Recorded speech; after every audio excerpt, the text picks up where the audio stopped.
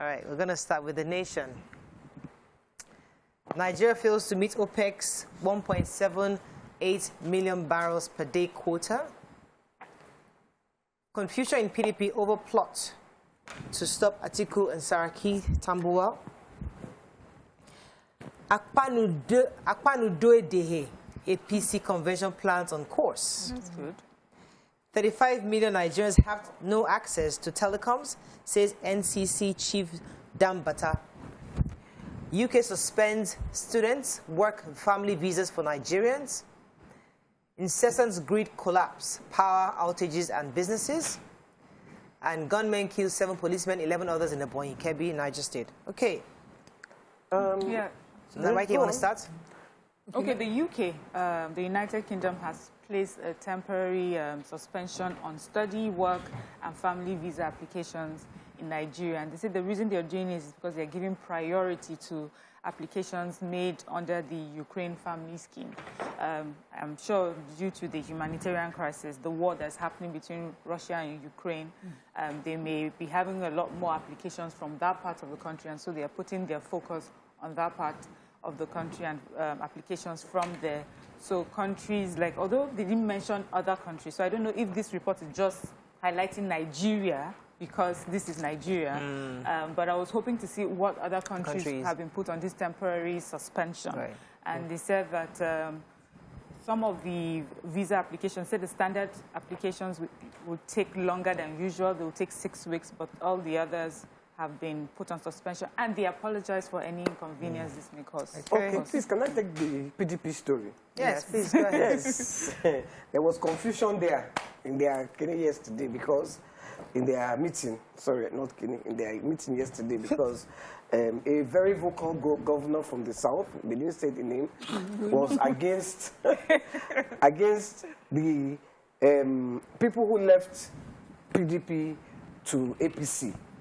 Because according to him, it's them that cost them the loss of the election, the 2015 election. And when they all went to APC en masse, so they are defending themselves. And so he's talking about Tambuwal, Saraki, Atiku, and one other one. And he said that, so they defended themselves, saying, no, that the reason they left was because they were not giving them the chance. They weren't allowed to zone. Jonathan didn't allow them to zone. That's why they left. So, and that it is in the constitution that if you are a member of the party, you can vie for any position. Okay. So they shouldn't. So they've postponed the meeting till today. Dr. Messi was very upset at the meeting. I think when he spoke to someone, he said, you know, that this is the cause of the problem.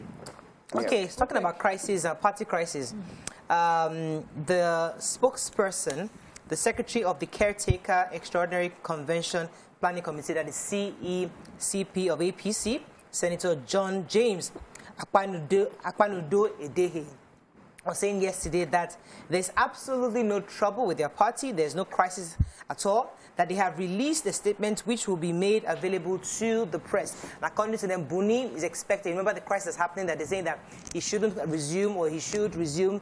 But right, according to the report, he's expected to resume today in the Secretariat. And he says, let me just say that he's been away since February 28th. And the Niger State Governor, Abubakar Sani Bello, was acted for him, and they expect him in the office today. Now, Akpanu-Dőedehe was saying that the governing party is crisis-free, strong, remains united in giving the country the transformative leadership and good governance which she promised them. And people are just seeing what would happen afterwards today. Now, I wanted to connect that to the fact that the nomination forms have been, the CECP, yes, have approved the sale of nomination forms for all the National Working Committee positions. And the aspirants for the office of the National Chairman aspirants will have to pay 20 million. Aspirants for the office of the Deputy National Chairman will pay 10 million, while those aspiring for the other positions will pay 5 million naira. Very. So, OPEC has released their March report, and they've said that Nigeria has continued to fail to meet its quota for production. So we're supposed to do about 1.78 million barrels per day. But Nigeria has not been able to do that. We've been doing around 1.4 per day. In January, we were only able to do 1.3 million barrel. February, we were only able to do 1.3 million barrel. And in January, we did 1.2 million barrels. So an average of 1.4 million barrels is what Nigeria has been able to do. And only 2 countries have been able to meet their own and even do more. That's Saudi Arabia and Libya are currently doing more barrels per day. They are meeting much more than their quota daily. But Nigeria and Equatorial Guinea in the OPEC Committee of Nations is not performing well. All right. And our Minister for Petroleum, the Oga Patapata Mele Kyari of NNPC says this is due to funding, that we need to fund production capacity. I'm sure he's talking something. All right, let's move on quickly to The Punch. Buni's men tighten hold on APC. Ogun, Anambra, Kaduna, others fail to access the 33.6 billion naira UBEC funds. Lagos socialites gets 2 million naira bill for doling out fuel souvenir at party. Police protesters clash as truck crushes Lagos Okada rider passenger. Kebbi bandits invade Niger, kill DPO, 2 policemen and 4 vigilantes. Kogi carpets Lukman for attacking Bello NLC fault ex-PGF boss. Senate proposes airlines bailout. Operators insist on flight suspension.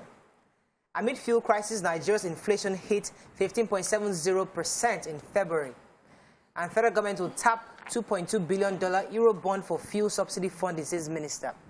Okay, human interest, who has that story?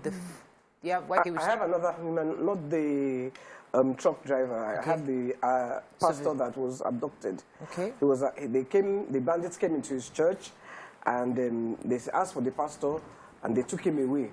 They tied him up, and they made them walk. He walked through the forest. They walked through the forest for, I think, 2 or 3 days. Anyway, when 2 days, they got to they left on Saturday. So he said on Monday, he was sleeping, and then he saw a vision of their founder, Apostle Ayo Babalola, in a vision. So that he just woke up. And as he just woke up, he just saw that all the bandits were sleeping. He said he just quickly strolled, and then he started to walk till he found himself in what town? Eruku, in a town in Kwara State. And then he could remember his brother's number. He called him, and that's how they came and bailed him out. So he's just thanking his God and thanking the operatives and thanking everybody. That's so wonderful. Very, very interesting. Very interesting. Very, very lucky guy. Very lucky guy. I hope he will not go back to the church. Because why? they can come back now. But it was the church that led him out. elder that appeared to him now and helped him. Okay, yes. You should go back there. Okay, so our Minister for Petroleum is saying that Nigeria would tap into a 2.2 billion naira Euro bond. Let's take that story after the break. We'll be right back.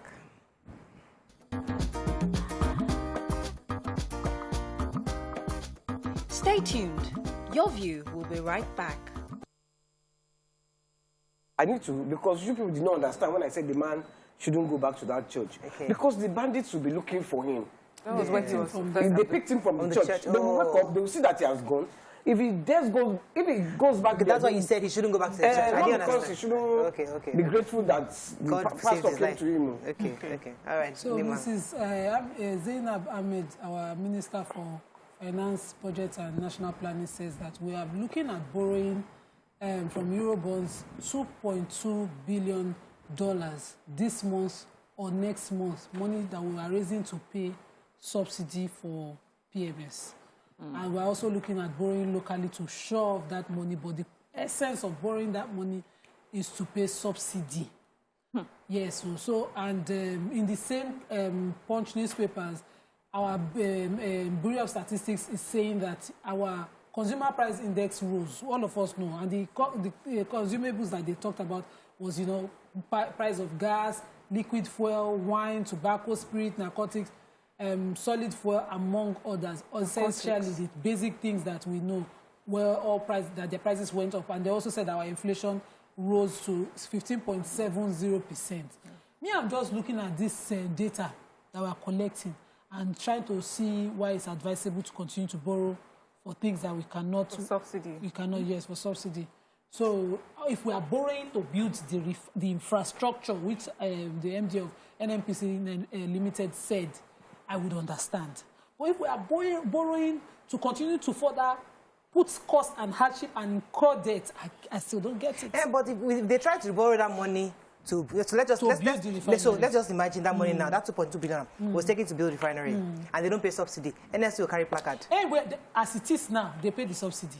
So why is NLC not carrying? Why is NLC not carrying placard that they're taking 2.2 to come and pay subsidy? They should carry placard.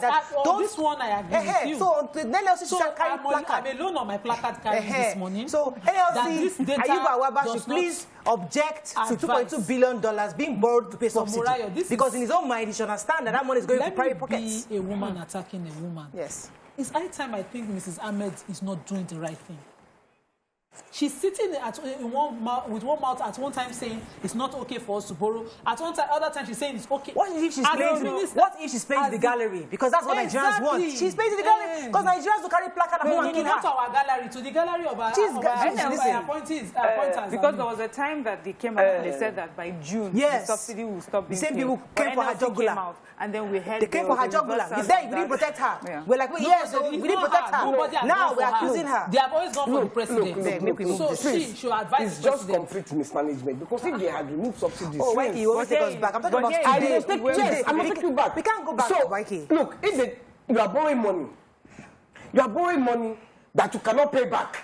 Obviously. It is our children and our grandchildren that will incur this debt. So she will tell you, Waiki, you are right. Now she'll say, I don't want to borrow money because I won't pay subsidy. No, hang in there. Let's just assume you're in her shoes right now. You say no, don't collect this 2.2 billion. How will she pay subsidy that the NS is carrying placard and she will be paying subsidy for? The question is, has she ever told Nigeria it's not okay to borrow? That's the question. As the Minister for Finance and Budget, since I've known this woman, it's always been okay to borrow. It's just a problem of revenue. It's always okay to borrow. Always a problem of revenue. How are you paying it back? And the thing is not bringing results. This is a problem that is oil has gone up. Listen, it's not a hot topic. It's not a hot topic. Let's move on. Oil has gone up. And I must say this one. Because oil has gone up, we are suffering. We are producing oil, but we are suffering because we are importing fuel. Come on. We said that in how many years? Okay, you said this thing 2 years ago, 5 years ago, 10 years ago. We continue to say it. If you don't fix the problem, you will say it next 5, 10 years. Because they're not able to fix the problem. House of Reps, let's move on, Jerry. House of Reps is trying to fix one particular problem. So the House of Reps has urged the federal government to re-award the contract for dredging the Calabar seaport. And they said they should give it to a reputable company to do it. And they've asked the Nigerian Ports Authority to make sure that they supervise it and ensure that the standard depth is established to enable larger vessels berth at the port in line with international best practices, so that it will reduce the congestion at the Lagos port. But they also said that they are aware that the contract had been awarded in 2006 and 2014, and nothing has been done since then. So they named these companies. They said that the House is aware that in 2006, President Obasanjo's administration awarded a contract for the dredging of the port to Mr. Jan Dinol and Van Ord at the cost of $56 million. It was abandoned and left, nothing was done. In 2014 also, they're aware that President Goodluck Jonathan initiated the Calabar Channel Management, a JV situation.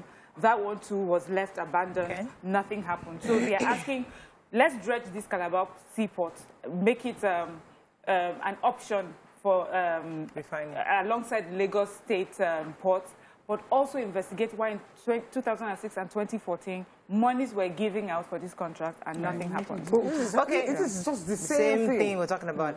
Okay, so the socialite, Miss Chidinma Ugbulu, aka Erelu Okin, has been arraigned before the Special Offences Court in Oshodi, Lagos State, yesterday for reportedly distributing petrol at her party for souvenir. She was arraigned before the court on 4 counts of bordering around conduct likely to cause breach of peace endangering human lives by distributing combustible matter in the public gathering, intent to do harm to another, and unlawfully carrying on the business of storage and containerism, petrol products. Well, I think she has recently apologized for what happened. Wasn't her intention, but then she was arraigned, and then she was granted a $2 million bail. The good thing is that the police seem to be on top of this, and they're taking the case. So we're seeing it start to finish. It's been adjourned to March 24th, which is going to then appear again in court to defend herself. But it's good that she didn't put in a plea. She's apologetic, yeah. Yes, I'm happy she's apologetic, but it's also good that we're making a case out of it, yes, so that people will not have to, because what would have happened, a lot of people will take it an example to do the same thing. And before you know it, everywhere will be going up in flames, because that was a serious safety issue. Moving on quickly to Vanguard, energy crisis, OPS, NLC, reps, others won. Goes back to the fuel subsidy matter. Okada riders on rampage as truck kills 2 passengers in Lagos. Abba Kyari refuses to answer query by force headquarters. UK suspends work-study visa applications in Nigeria to prioritize Ukraine. FG to tap €2 billion Euro bond from the 2021 Euro bond, says Finance Minister. 330 persons killed, 37 injured by armed herders in Benue local government, says Monarch. And we followed due process, got approval concerning the $195.3 million Deep Blue contract, says Amechi. Okay, which story are we taking in Vanguard? Abba Kyari. Abba Kyari. So the detained police officer refused to reply a query from the police force headquarters. He's only replied to them. They said they've written to him since he was in NDLEA custody. He received it and he refused to officially respond to that query. And he said to them that he cannot respond where he is right now. If he gets out of where he is, he will respond. But for now, he cannot respond. And he considered that, an affront on the force. The force is insisting that, he ought to know better than to not to respond to that query, even though he's in the custody of the NDLEA. And also, the Federal High Court in Abuja has decided to strike out. They're looking at. They have also threatened to strike out his fundamental human rights action, which he filed for 500 million naira damages. And so they might just strike that out because, according to them, he has failed to establish. Okay. Okay, so in the Vanguard had a documentary with some elders, some local leaders in Benue State, in Makurdi.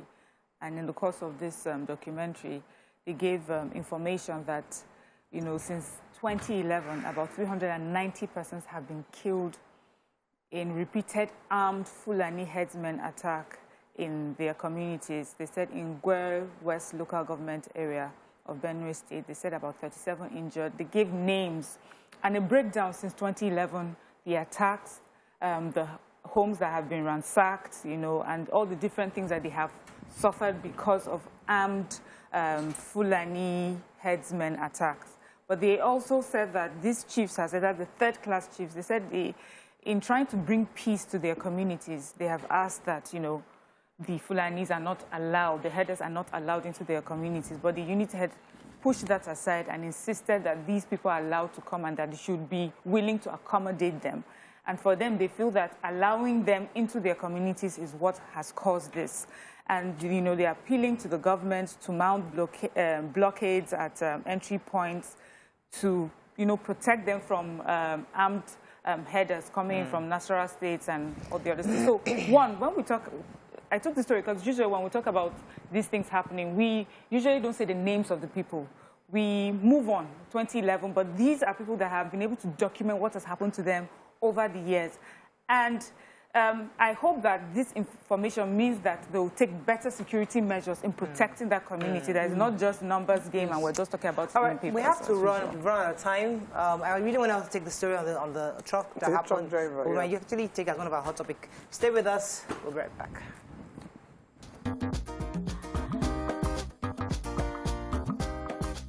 Stay tuned. Your View will be right back.